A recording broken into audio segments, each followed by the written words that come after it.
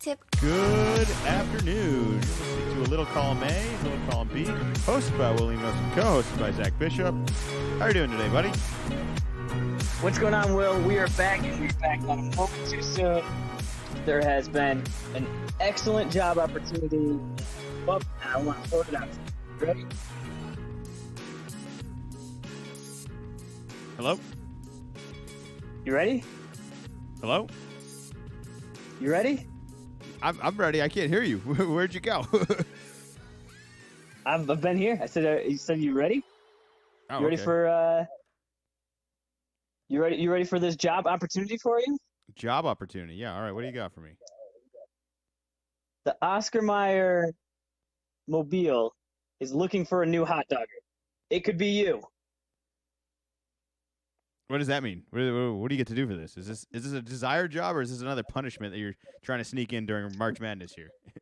This is not a punishment. You're in charge of the Wienermobile. You get to take it, quote, you get to travel the hot dog highways of America. You are the traveling public relations firm. You are the Wienermobile, pretty much. And this is a sought-after thing because it's a cool car? You get to travel the country and sell hot dogs. That's the American dream. Try to describe the American dream more than that.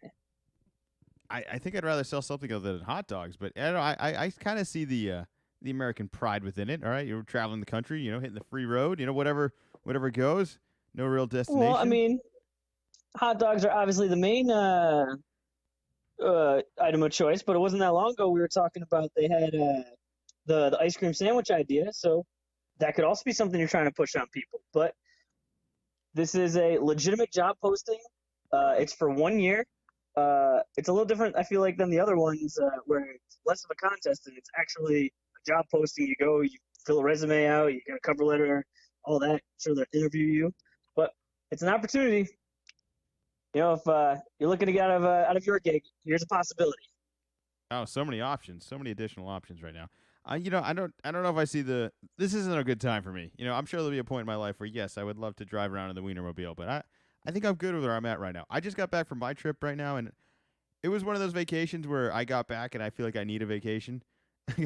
I don't feel rested or recovered at all. I am way more exhausted at the end of this than I was at the beginning of the trip. Now, maybe we can talk a little bit about that. Is that how vacations should be spent? Like, should you be spent relaxing them and come back rested? Or should you do all the stuff you wish you could do during the work week that you just couldn't do? It would just wear you out. Is that the proper way to do a vacation? I don't think I've had a vacation recently where I didn't come back thinking exactly what you said. I was like, man, I could really use a break. Yeah. It's hard to complain about that, too, because I know some people don't get nearly as much time off, and I do have somewhat of a flexible schedule. So I don't really want sympathy of it, but I am tired. This is a Thursday podcast, first one of the year. Just make sure you're subscribed and follow everything. We'll kind of get back on schedule after this. I imagine next Wednesday we'll be on our normal schedule. Wednesdays at 3, we record live. Check out the website, lcalcb.com, as well as follow us on Spotify, iTunes, and wherever else you can listen to podcasts. There has been some YouTube updates as well. Maybe we'll mention that a little bit later in the podcast. But it's actually we also did a special podcast. We did a best sports decade podcast last week. It's the first time we ever recorded together. That hasn't been released yet. It still needs some editing and a little cleanup. We got some dog barking and some dog noises that need to be balanced out a little bit on there. But that's coming soon, as well as a ton of stuff coming today. We got a bunch of topics, pretty much from the last 4 weeks. It feels like that we haven't really had a chance to talk about anything. Anything you want to get to specifically? Anything first? Should we address the fact that the Patriots will not be playing in the Super Bowl this year?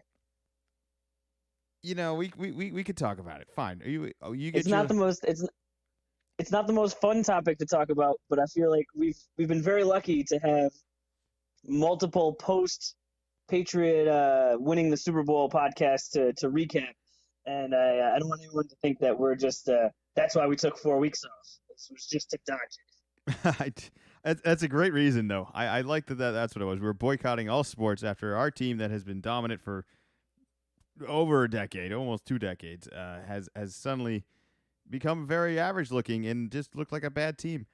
But you know what? The team we lost looks pretty good. I actually would give them almost like an underdog's chance against anybody at this point. It feels like the running game is going to be what gets the job done. And it seems like a very classical, old school thing. But man, Derrick Henry is pretty much unstoppable right now. He's a beast. And I'm definitely disappointed. I think the Celtics, the Patriots could have played a significant better roles, and like they just could have done a lot of things different. They could have improved a whole bunch of stuff. With all that being said, though, I think Derrick Henry was going to have his way with just about whatever we did out there. And he did that the next week after that, and I expect him to do that one more week going forward here. In terms of the future of the Patriots, a lot up in the air. This is a weird feeling. I've never had this feeling before. I don't remember ever having this feeling. I don't even know how to describe it. I don't know whether I want Brady to retire, or if I want him to come back. If he comes back, do we make other changes, or do we just try and do this again? Because clearly this isn't going to work. What are you hoping for, and how are you feeling? I think Brady's coming back. I think that the talk of, not sure what I'm going to do, I think that's just all leverage. I think that's just all smart from his point of view. This way he can go in and he can say to Belichick and Kraft, hey, this is what I want. This is how I want it done. If not, I'm gone. Where if he comes out and immediately says, yep, I'm coming back, I'm for sure coming back. Now, if he doesn't, now the fans are like, hey, what's going on here? But the way he's doing this, he's 40 plus years old. He's been doing this a long time. He knows exactly the right things to say. But I think he's coming back. I think they're going to try to get some more weapons for him. I think we tried to do that midseason with the new signing. I think that the Antonio Brown signing and what happened immediately afterwards got away from us. I think that having Antonio Brown, the football player, maybe not all the stuff, the extra stuff, would have definitely helped this year. So I think they're going to try to find some more weapons for him, as well as they're going to have a whole offseason with N'Keal Harry, so he could be doing some studying. I'm sure they're going to be throwing the ball around. I think that it's this kind of, there's been this whole it's all falling apart. We didn't miss the playoffs. We just barely missed still being the 2 seed. Like I think that for our standard it was subpar, but there are a ton of other franchises that would love to have the season that we had this year. I think every team in the league would gladly have this season. I don't think there's any other team in the league that can say this was a disappointing season. I mean, what's another NFL organization that could have the season we just had and say, yeah, this was a real disappointment. Like, we didn't win the Super Bowl. Is there anyone else? I'm sure that the Ravens fans are disappointed with how their season ended, of getting the bye and then losing to the 6-seeded Titans. All right, certainly not ideal. Definitely not ideal. But the other thing, if I'm a Ravens fan, it's very much like last year where we got this guy going forward, and as long as he's healthy, true, we got a guy, and it's not like we got Tom Brady who's wheeling out in a wheelchair, rolling out in a wheelchair next season. We got a guy who's young. He's really dedicated. He seems like a great face for the franchise, a great face for the NFL in general, and just doing awesome things. He needs help as well, and it's funny just hearing we're going to get Brady a couple more pieces. It's like, well, don't you think Lamar Jackson is saying that right now too? Like, yeah, we'll get him a couple more pieces and we'll be fine next year. It's like, doesn't every quarterback need just a couple more pieces? Yeah, I guess so. But that's why, you asked me what do you think you should do, and the blow it up people. I just think that it's premature to do that, and I think that there is a possibility that this was the start, and next year maybe we missed the playoffs. Then it's okay. Now more drastic changes need to be made. But I think for right now, it was a slight stumble, and it can still be recovered without major upheaval. So we'll be back next year. Yes. We'll be back. All right. Well, speaking of some rule changes, we got a couple of rule changes to talk about. We got some XFL rule changes, and we got some Big 3 rule changes. Well, let's stay with football right now and talk about some of the XFL things that are going to be happening. When is this kicking off? Is this summertime? When are they doing this? Is it even happening right now? This is going to no. This is going to kick off the week after the Super Bowl. Okay. So if you were concerned that Super Bowl was going to happen and then you were going to be without football for a while, you are mistaken. All right. Well, that seems like good timing. What kind of changes we got here? So we know what time it's coming. What can we expect? Anything that's enticing? Anything we should definitely talk about? So what they're trying to do is they're trying to increase the speed of the game, less standing around, more action. So one of the things that they're going to do is they're going to kick off from the 30-yard line. Coverage and blocking teams will line up at the receiving team's 35 and 30-yard lines, respectively. Only the kicker and returner can move until the ball is caught.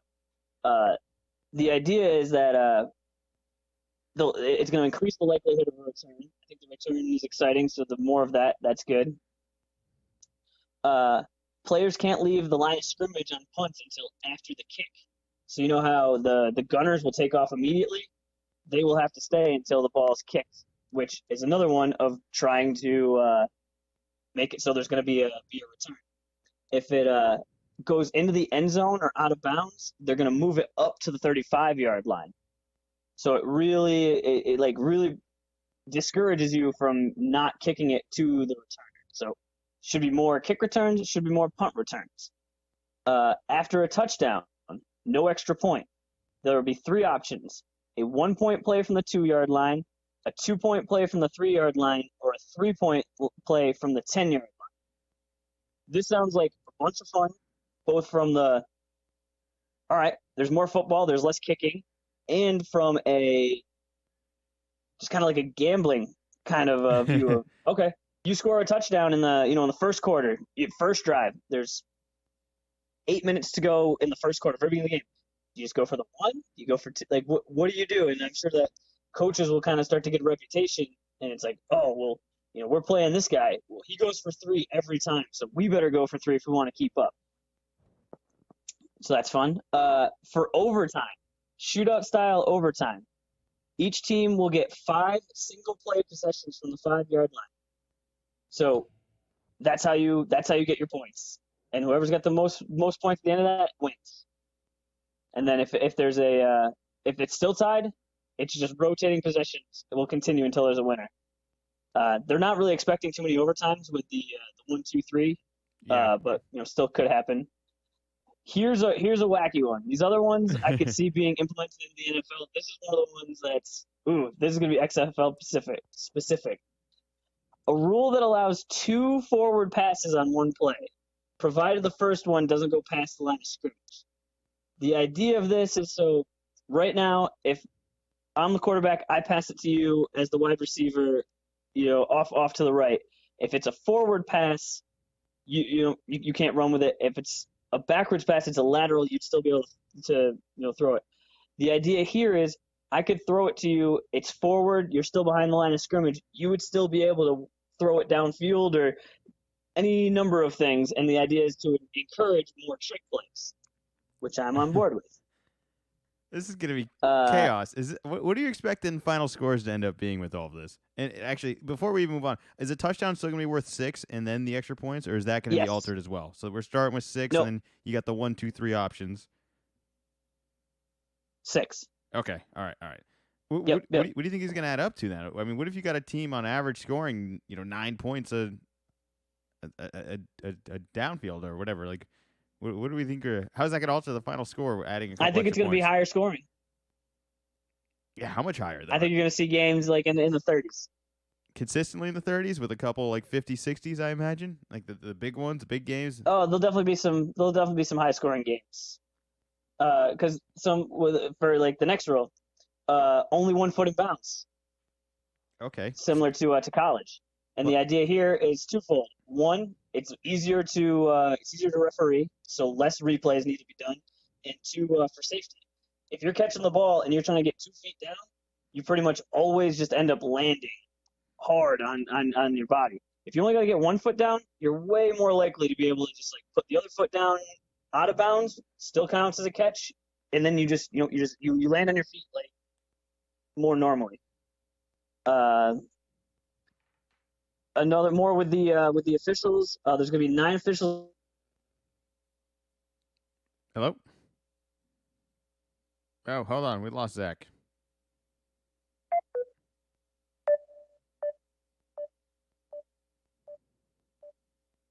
I wonder if he's still talking right now. We'll be back right after this quick break.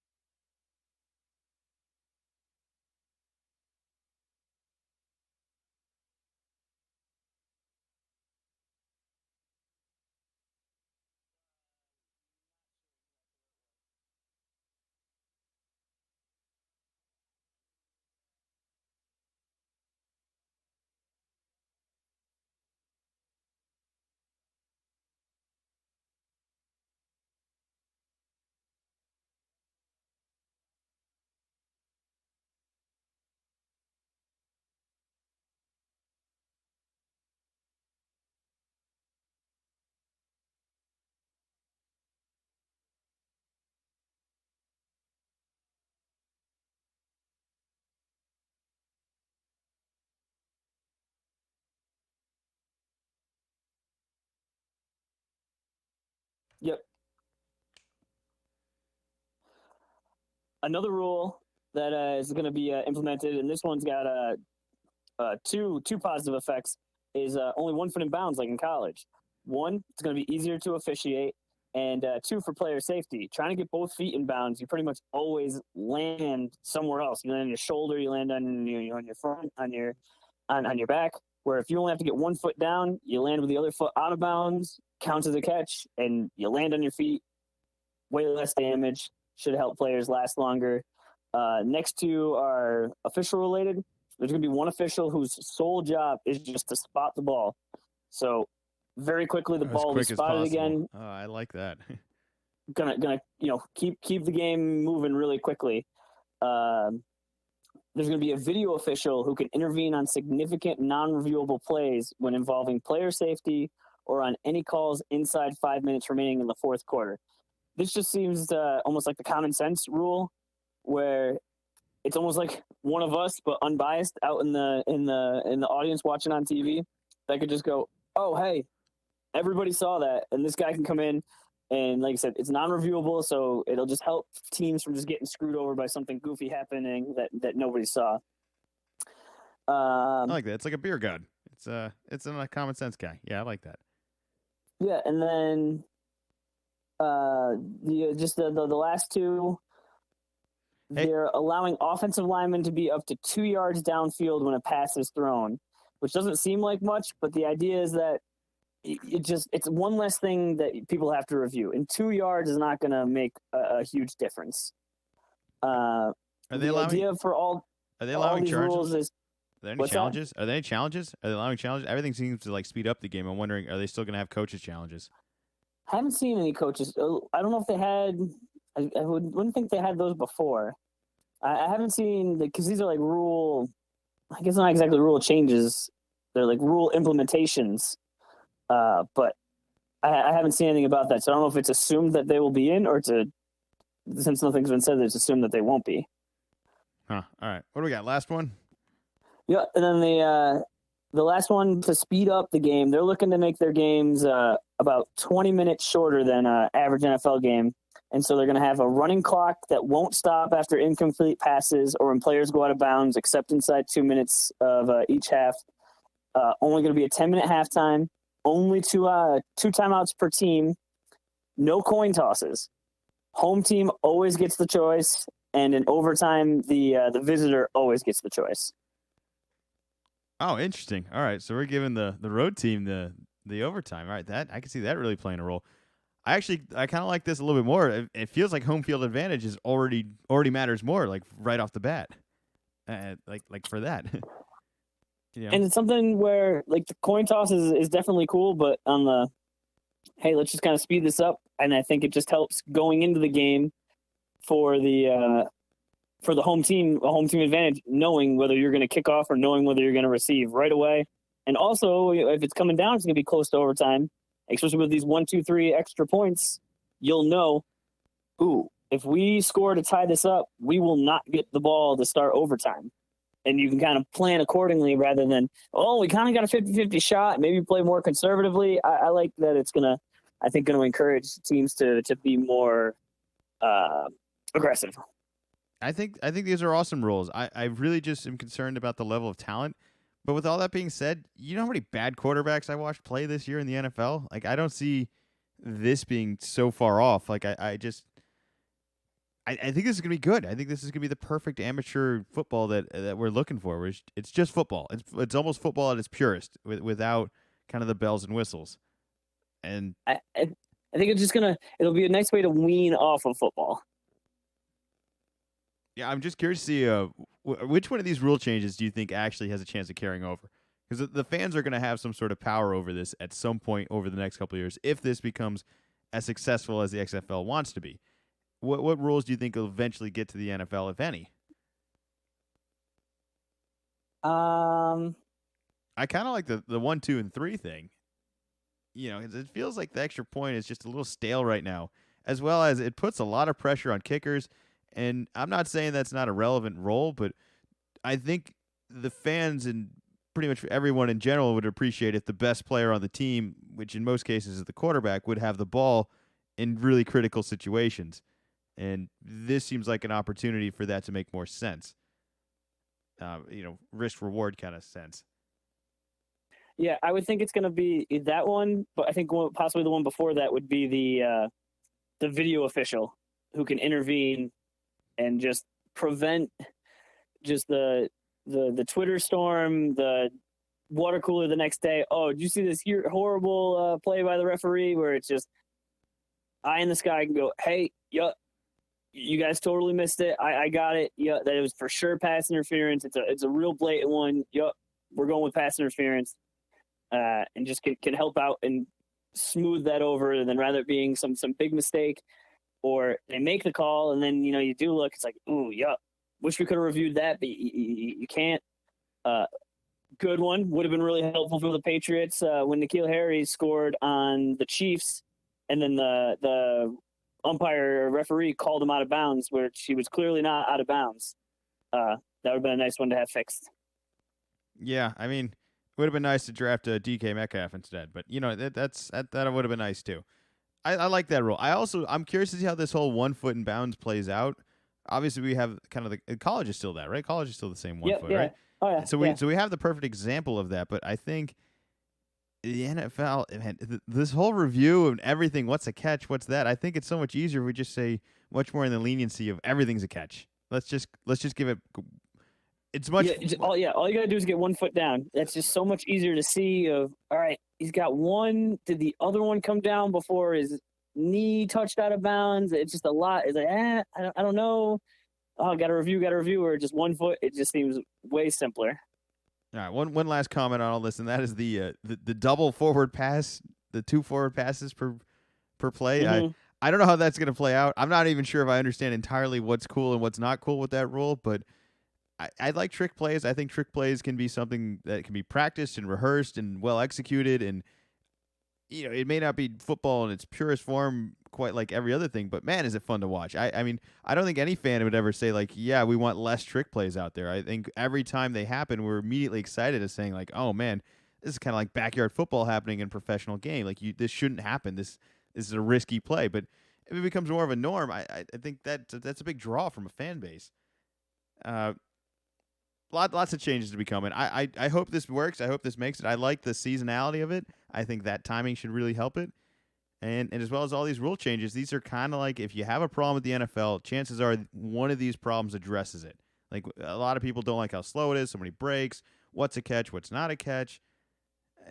And you're getting excitement, I think, out of all this from day one. So I'm on board with all of this, especially with the Patriots not really going to be there this year. Maybe we need a new XFL team. Maybe this is the new generation here. We need a new dynasty to jump on board with. We need a new bandwagon. Let's see. Speaking of kind of moving on with the times, do you want to talk about the Big Three rule changes too? Okay, yeah. Let's break some of those down too. Big Three. If you haven't watched all that, it's the 3-on-3 basketball with a whole bunch of retired NBA guys and some guys that you may or may not have been as familiar with, but you know the league's working. I think they got awesome names. I think they got some good strong rosters, and they've made good decisions thus far. And I think the XFL can hopefully learn from kind of the direction they went. But what do we got going on this year? I know last year they established a draft. I think they're still going to do the draft this year, or are they doing something different?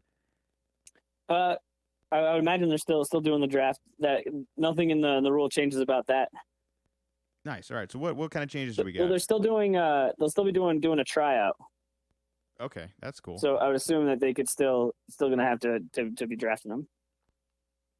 But the changes they're changing. It's no longer. It's still called the Big Three, but they're not calling it 3-on-3 basketball. It's a new sport. It's going to be called Fireball 3. That's as a result of, quote, game innovations, unique rules, and league policies introduced by the Big Three over its first 3 seasons, such as the 4-point shot and 14-second shot clock. What do you think about it being called the Big Three plays Fireball 3? It's going to take some getting used to. I just thought Big Three was kind of simple, and I feel like almost every 3-on-3 tournament I've ever entered was always some Big Three summer tournament. At least I kind of. It's still the Big Three league, but they don't play 3-on-3 anymore. They play Fireball 3, almost like it's a different sport. Like the Big Three doesn't play 3-on-3 basketball; they play football now. But they made up a name called Fireball 3. Fireball. I mean, I suppose there are worse names. It's to me, at first reaction, it sounds a little cheesy. But I don't know what it was supposed to be called. Like I'm sure there's a million other. I feel like they didn't need to change the name of it. They're overthinking it a little bit, but maybe they needed this. Yeah. I don't know. Maybe it's I'm not a professional basketball player. I'm a professional fireball player. Like, are people going to eventually strive to target this league over the NBA? Because this sort of name change makes it feel like that's kind of the door they're opening a little bit in really making it a whole different sport, and it really is. I mean, it's half court versus this, but. They must have like an age restriction or something. Like, can a high school guy walk That's in? one of the rule changes. They're lowering the minimum age from 27 to 22, and will hold open tryouts to welcome all athletes starting in 2020. Yeah, see, that's a huge rule change for me. That's way more of a significant change than just the name. That's going to change everything. I mean, that's going to make it from very much of it kind of being an old man league. That's exactly why they changed it, because it's been looked at as like, oh, this is a league that you play in once you're all washed up and done. They're looking to make it a little younger, but I'm wondering, is that going to work? Because I think they had a nice niche. I thought the novelty of it was kind of nice. Here's all these retired guys. Oh, I remember these guys. Oh yeah, I'll watch these guys. Yeah, I remember when they played in the 90s. But I'm not sure if you really want better young 20-year-olds that you've never heard of, or to see those guys that you did know get busted up by some young 20-year-olds that are more athletic and just younger. I do think there's a pull with watching guys that just don't have it anymore, but can still be very effective in a 3-on-3 game. And you can say that about numerous guys. I mean, Joe Johnson is back in the league right now. I think Cuttino Mobley looked like he could have been back in the league. I don't think Joe Johnson made it. I think he got a tryout, but I don't think he made it. Yeah, he had a shot. He did. He had a shot for sure. I call that making it. All right, I'm gonna say that was the goal, right? I mean, the goal of this 3-on-3 was to have a shot. For me, that's like it worked. he didn't have a tryout before the 3-on-3. He had a tryout after.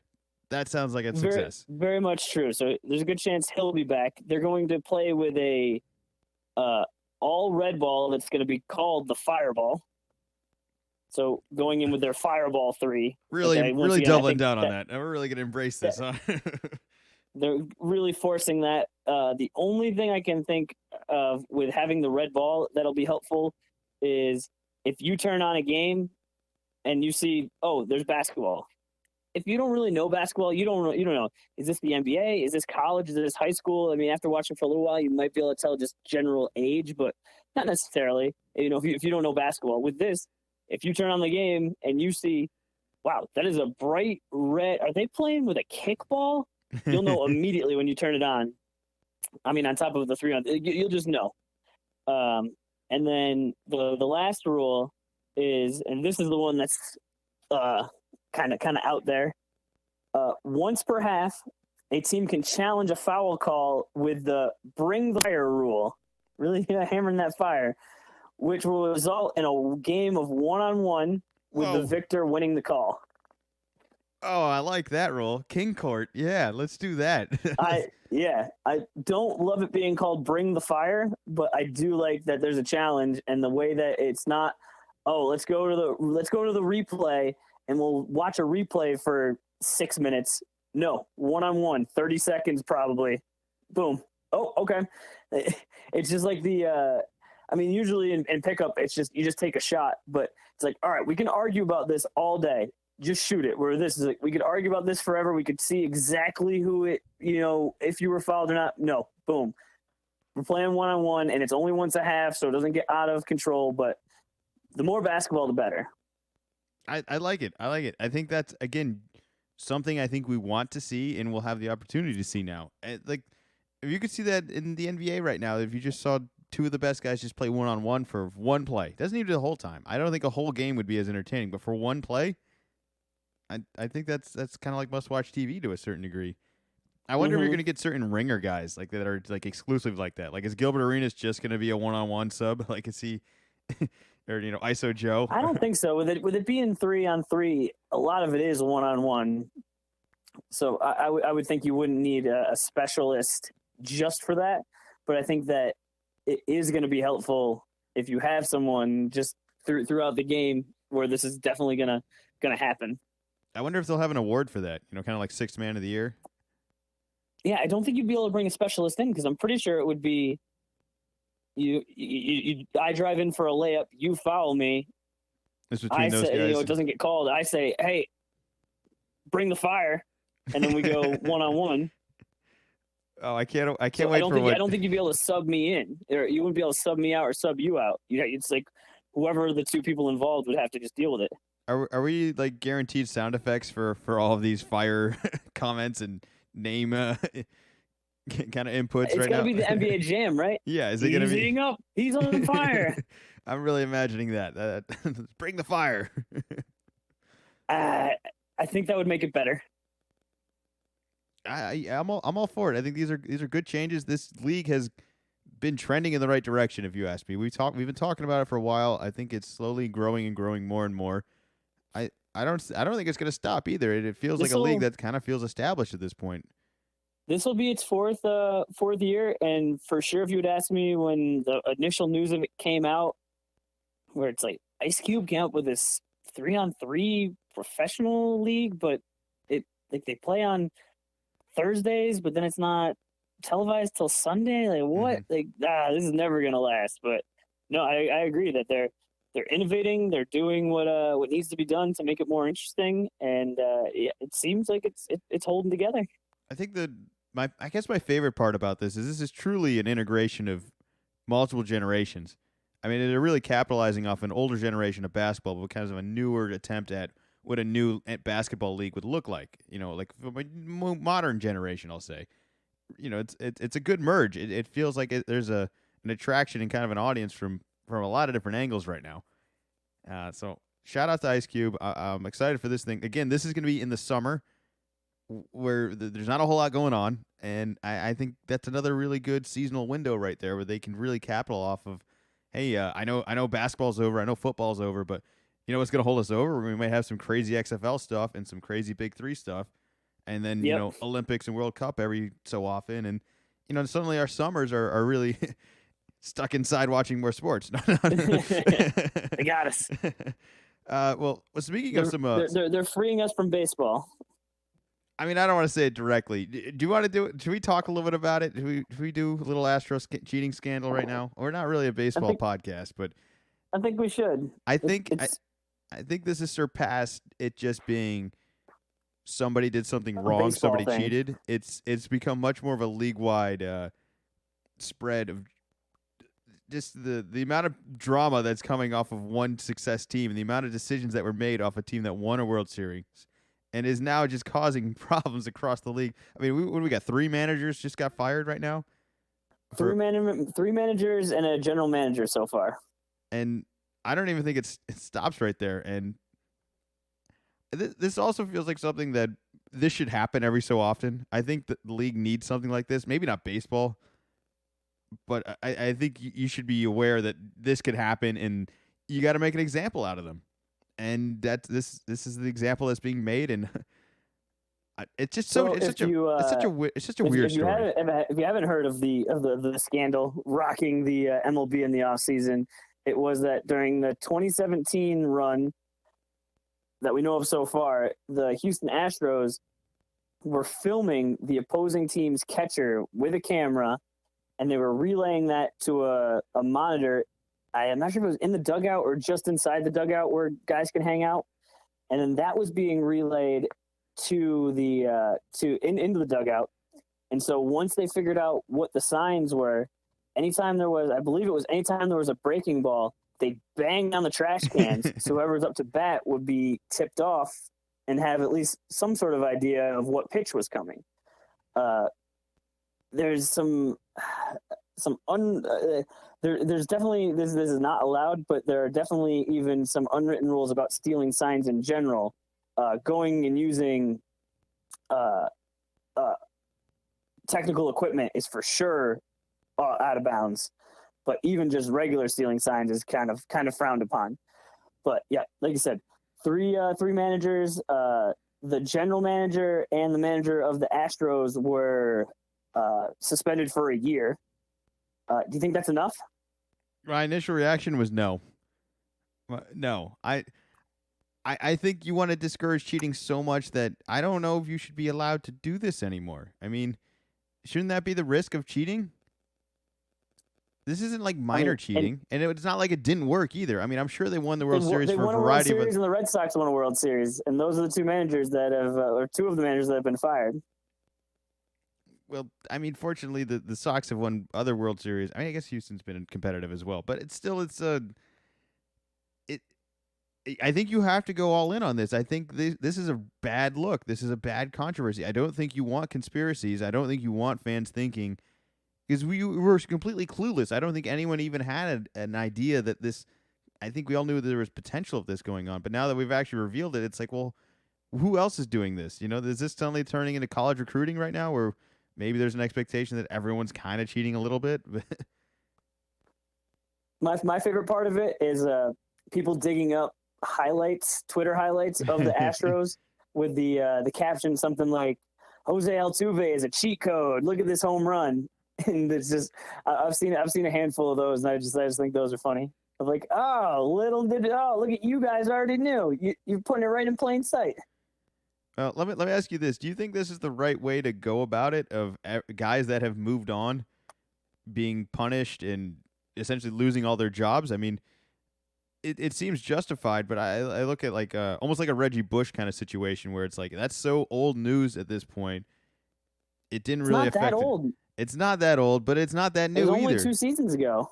And if they're not doing it at the new destination, I agree there should be punishment still. But I don't know. When do you move on? When does it become old news? Does it matter? I think it's definitely still very recent. The point where the players and the managers are still involved. That Astros fired the GM and the head coach. I believe the language for the Red Sox and the Mets manager was like mutually agreed to part ways or something. So I'm not sure if this was just you know what? They did an investigation on the Astros. You guys are definitely involved. We just don't want to have any more investigations into us. We're just going to get out ahead of this. We're going to get rid of you.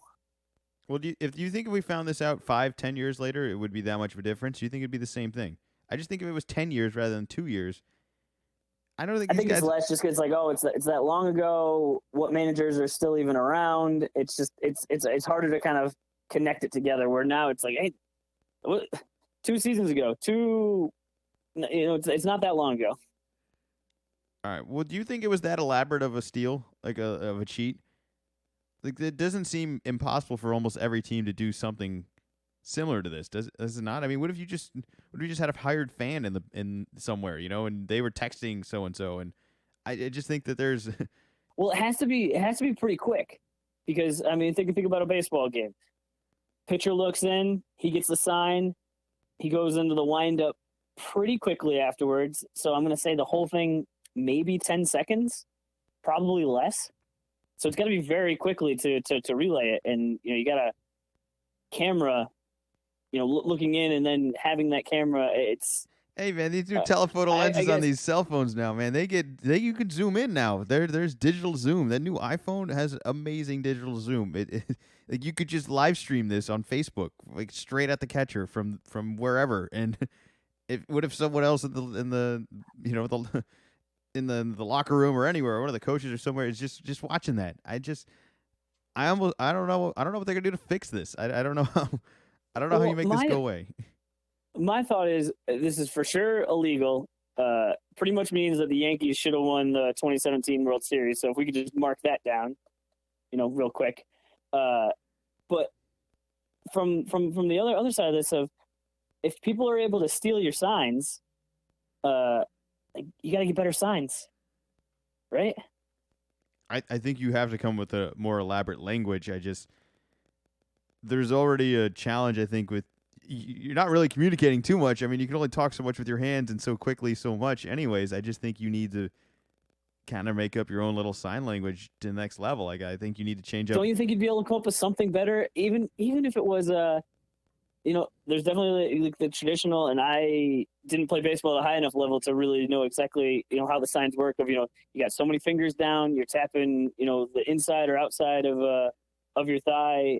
But it just seems like you'd be able to do like all that, and maybe you're doing something with your offhand, or it's just, oh, you're looking at my hands the whole time. The hands, like the numbers, it actually has nothing to do with it.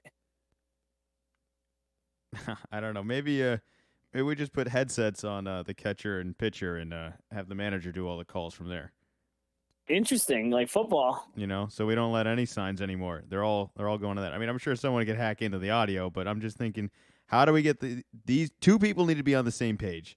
The catcher and the pitcher. And obviously, I'm sure there's communications with the infield and all of that as well. But maybe those signs aren't as giveaways. Yeah, I don't think that's as much. I don't think you could. Or even if you knew those signs, I don't think there's as much of an advantage of knowing, hey guys, they're moving in, or hey, they're moving out, or like something, or they're shifting some other direction or whatever. I think that just you could see that. Yeah, that's whatever. But I think that's my off the top kind of solution to all this, is that we just get rid of signs altogether. Because I don't see this ever. This just feels like something that's just going to be easier and easier to do. And this is the first team that's kind of been caught with it. It was 2 years ago. They didn't even, to be fair, they didn't really get caught. Like, what's his name fessed up, like, just out of the blue. The whistleblower. So they, in theory, they really did get away with it, right? Like they did. It's not like they won a World Series, and they're not taking the World Series away from them. That's tough. I don't know how I feel about all of that. Especially that it's it seems very red-handed at this point, where clearly that there was some wrongdoing. There's enough evidence and enough people losing jobs, enough people not really answering questions about it, that clearly something fishy happened. It's just how much of that was really the effect of winning the championship. Like, how good was this team? Did they need that advantage? Did that advantage make that much of a difference? And it's really hard to assess that. But clearly there was wrongdoing, so set the example. I probably would have suspended him way longer. I probably would have. I don't know if any of these guys should really be allowed to be associated with the league anymore. I think this is, when you take advantage of something like this. I mean, Pete Rose made a huge mistake. I think that's the ultimate punishment. But if you don't want this to happen again, don't you think you need a similar punishment? Don't you think it should be kind of a lifetime ban? And I don't think this is an excusable sort of cheat.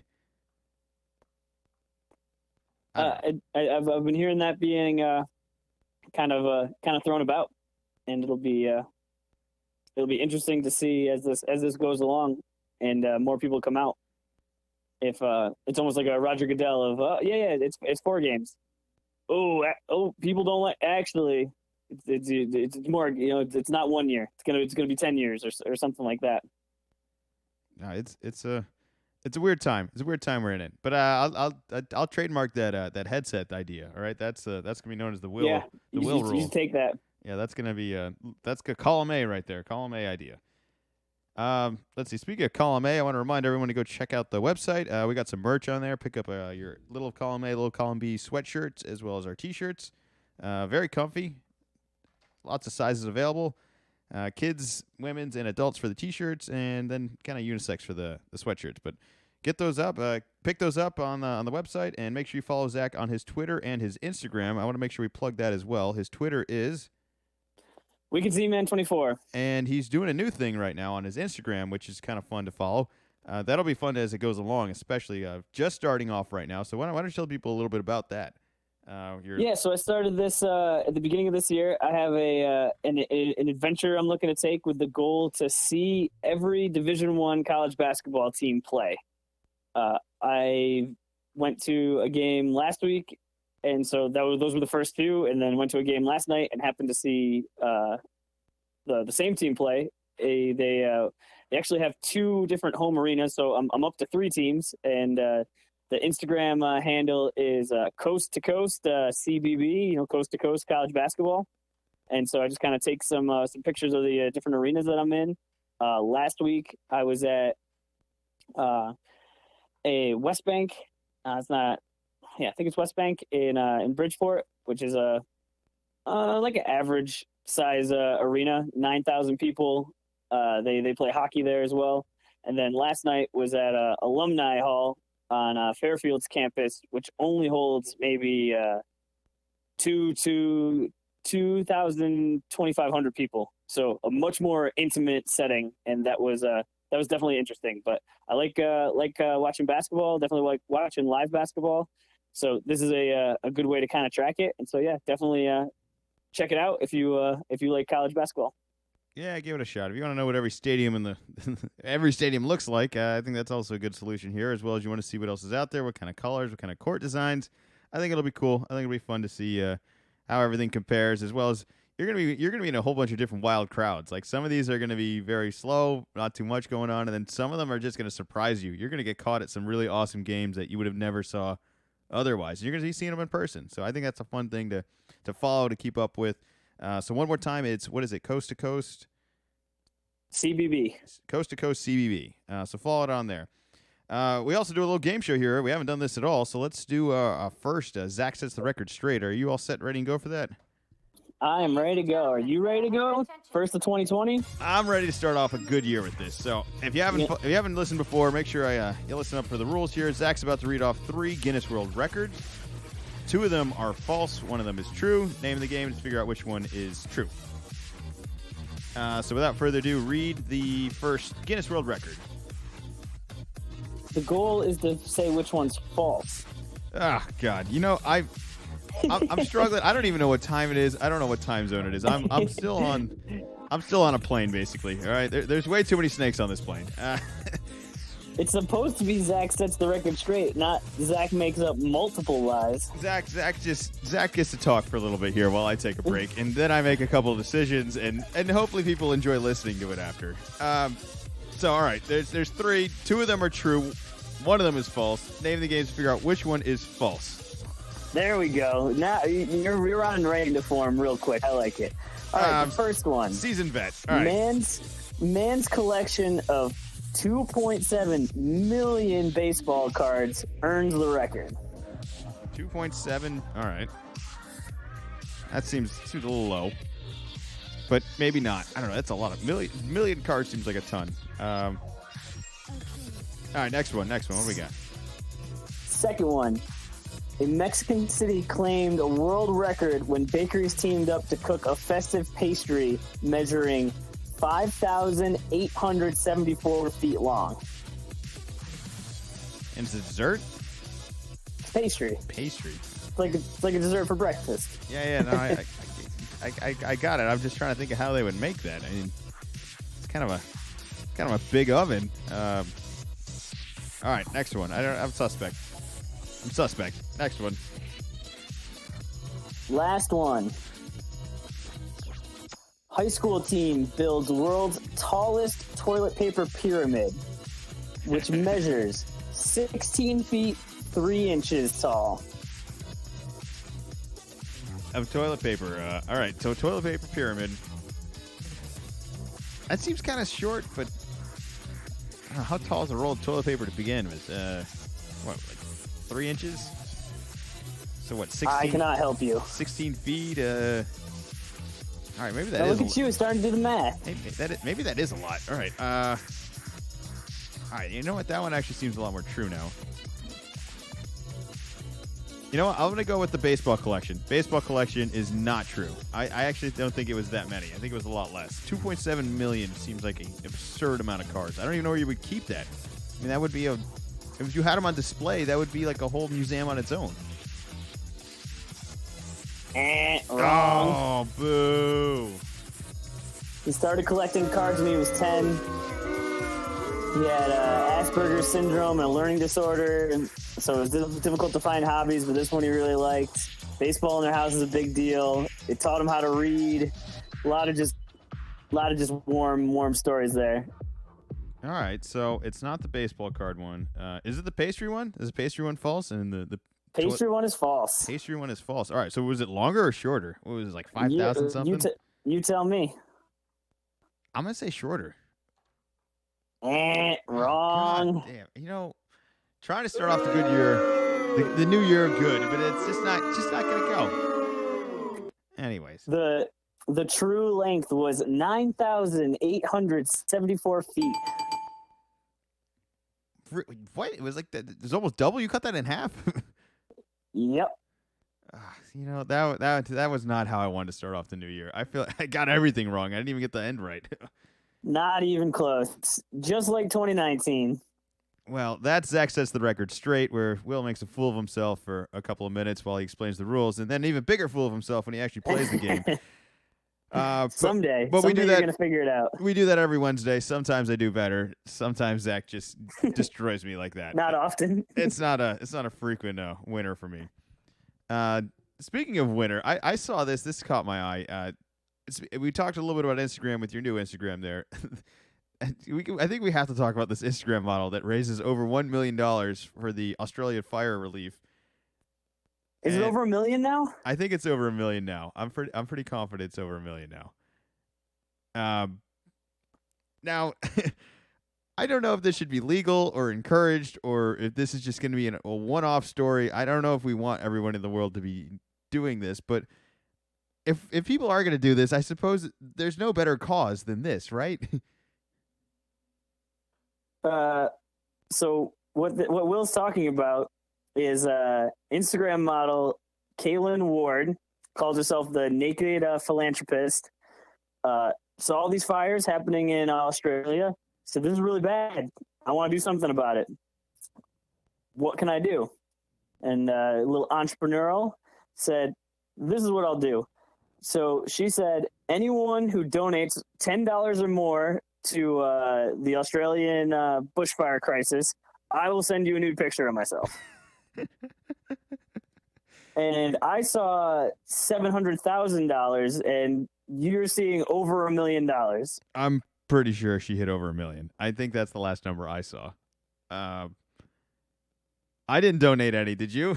Did we miss out on some views here? I found out too late after Instagram already shut it down. Oh, but by that point though, it was a wildfire already of hits. Like it was, it didn't take very long to do this.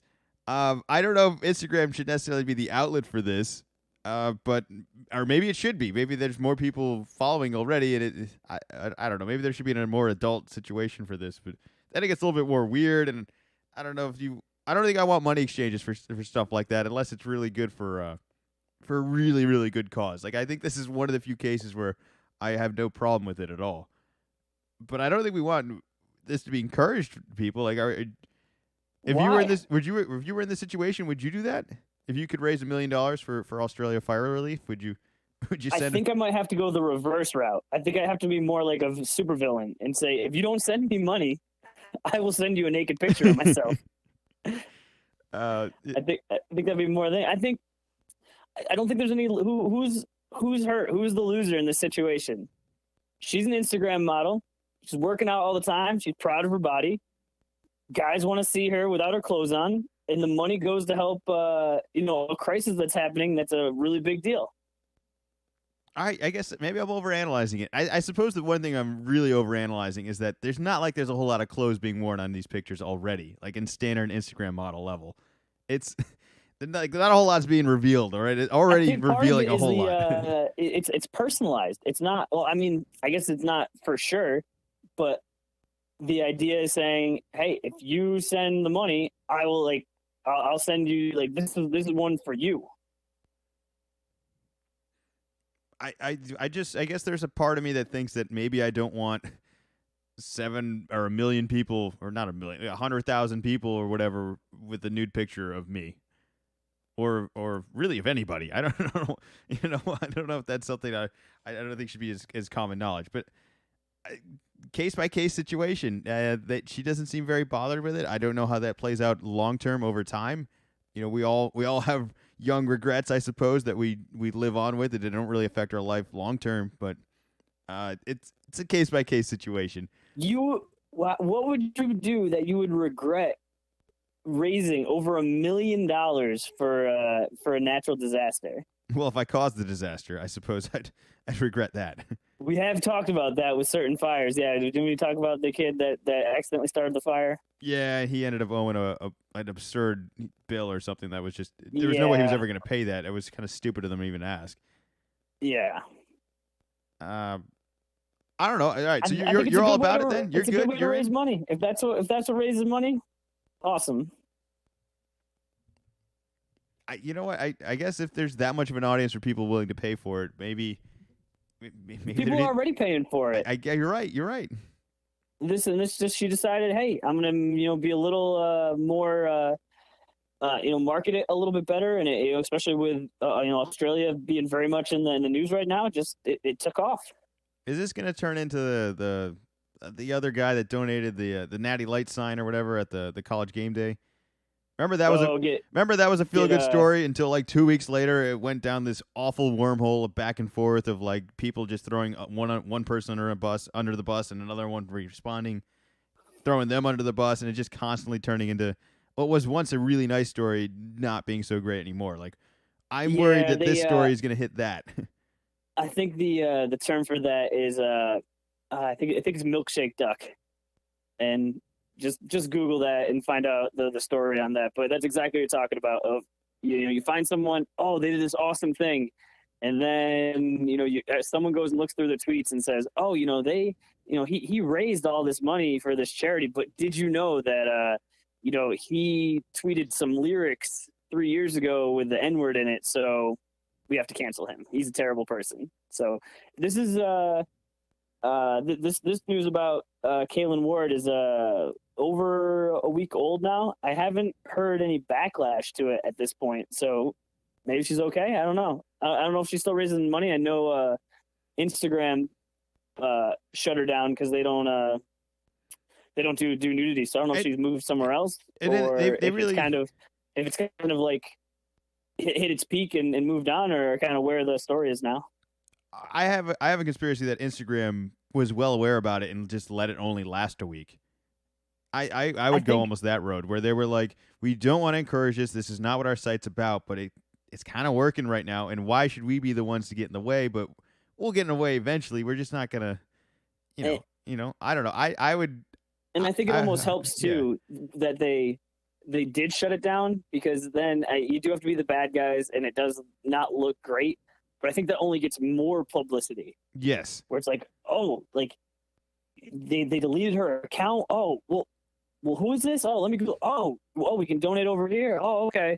And it just kind of gets even more attention. Well, that also, I don't know if that was intentional by them or it probably wasn't. Well, also, if you have an Instagram account, there's a chance that for a week you might be able to see naked girls for $10. So I think that's another like, hey, you want to get more viewership, you want to get more people connecting to all this, albeit for maybe not so great reasons, but I don't think Instagram cares. You keep saying not so great reasons. What are these not so great reasons? I just don't. I think that's a very private thing. I don't think that should be as public. Is that so wrong? Maybe for you, but not for her. All right, I'm under the opinion that I think it should be private, and that's fine. I'm not saying she has to stop. I'm just saying I probably am not going to be part of it, and I don't plan on posting anything quite as Please revealing don't. of myself. I don't see that Please to be don't. very benefiting. Oh no, this is not how I saw the podcast ending. Yeah, well, we have a ton of stuff to still get to. Is there anything you think we should definitely touch on that we haven't? We've got Museum of Hangovers. We've got some University Pizza. I want to talk machine. about Dwayne Wade. The Dwayne Wade 3-day retirement plan. All right. This is just a quick one. Don't need to go into this a whole bunch, but is there anything more Miami than a 3-day Dwayne Wade celebration to retire his jersey? If you got. If people are willing to celebrate it 3 days, I don't care. That's what I mean. I can't be mad about it. It's just very much a Miami thing, and just awesome of different fans have different expectations, different things. And it's just that, especially when LeBron, when the Big Three was there, and we had the Big Three in Boston, and it was just, we're in Boston, we're tough, we're doing things this way. You guys are South Beach, you guys are flashy, you guys are, looking to party. It's two different areas of the country. It's two different mindsets, and I just want to bring it up. I think it's ridiculous, but I can't fault them for it because, like you said, if there's people that are going to be celebrating it, go for it. And it's super Miami, and they're going to have a great time doing that. If by day 3 people are tired of it, they're not showing up, or they're not really caring, then yeah, it was a mistake. But I don't think we're going to do that. I also think no way. Wade is one of the few guys that, could you do it a better way? Like, he did it right. I can't.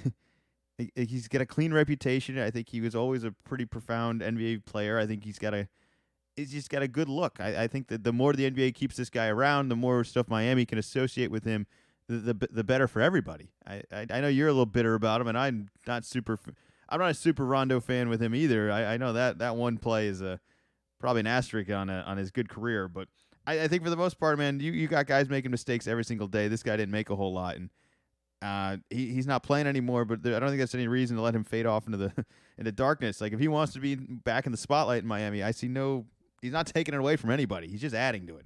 So I'm all for it. But if on day 3 there's people not really caring and they're over it, like, yeah, all right, they screwed up. They shouldn't have done 3 days. But I have a hard time believing we're gonna have that problem.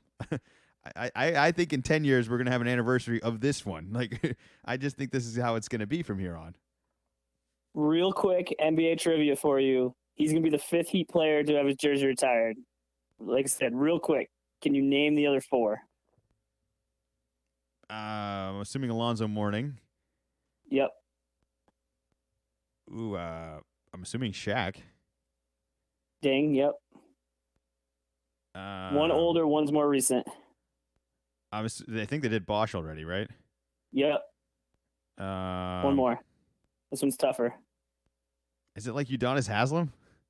No. I think he's still playing. I'm sure. I'm sure he'll get his day though. He seems like if what's his name in OKC got it, I think Haslem falls very much into that same. It's Tim Hardaway. Oh, I probably would have got it with a couple more guesses. I wasn't thinking that era. Will and I play NBA trivia, and usually it goes on a little longer, and I think you would have got to it. I just wanted to throw that out there because there was no prep on that at all, and he came up with 4 out of the 5 almost pretty much immediately, just to let everyone know that just because you're not good at Zach Sets the Record Straight does not mean that you're not amazing at NBA trivia. It's easy when you tell me there's not that, like, how many there are. Like, if you just said, can you name the other guys, I would have thought, all right, well, where do they draw the line on Mike Miller? Like, who else snuck in with all this? It's really hard to keep up with all these awards now, especially when there could be either 5 or 10. Like, there's certain teams that only have one jersey, and there's certain teams like the Knicks where I'm sure they have plenty of jerseys hanging. It just that was a while ago. I don't know if they're not really coming off the top so instantly. But you know what? Fun podcast. Should we talk a little Kyrie Irving while we're at it? We've already talked some NBA. Do we have time, or should we save it for next week for a full segment? All right, fine. Kyrie, we're coming for you next week, man. Bold statement. All right, I'm saying it right now. I messaged you this earlier, and I don't know if you're going to be on board with it at all, but I think Kyrie Irving is going to retire at the end of this contract. Whatever, 3 years, 2 years, 4 years, whatever he's got left, he's done at the end of this. I think this guy's seen enough. He's not having fun anymore. I don't think anyone's having fun with him. I don't think he wants to play anymore. I don't know why he keeps complaining about silly things. He's also he's perfect. We will get into all of that next week. He's perfect for Kevin Durant. They deserve each other. Little teaser right there for you. All right, they deserve each other, and I could say so much more. Don't give it about all away today. It's a teaser. You gotta save some for next week. Oh, but it makes me so angry. In some ways, it makes me happy. Because it's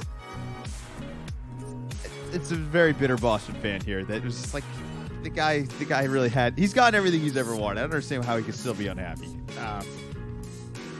But more about that next week. Reminder one more time to go check out the website, lcalcb.com, and be on the lookout for this best sports moment of the decade. I'm working on an edit for that. Got to clean up a couple parts. It's pretty much a timeless, I'm calling it timeless at this point. It can be released at any point is what I'm saying. So you're not really going to be missing too much with it being outdated.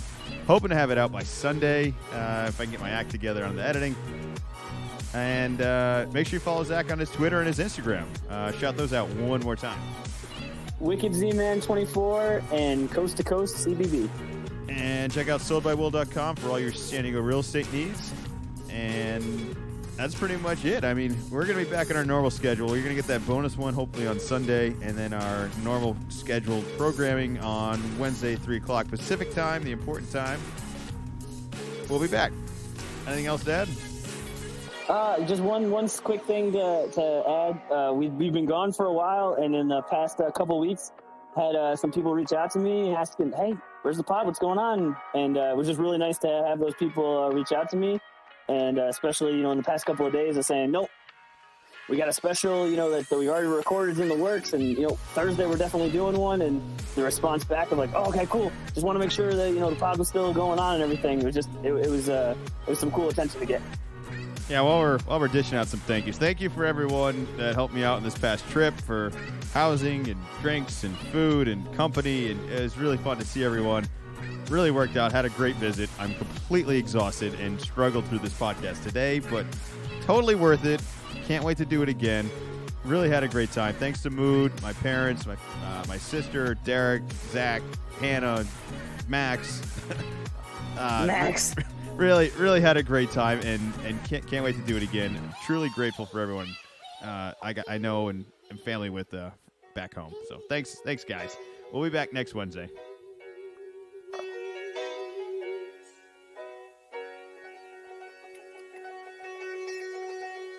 Little column A, little column B.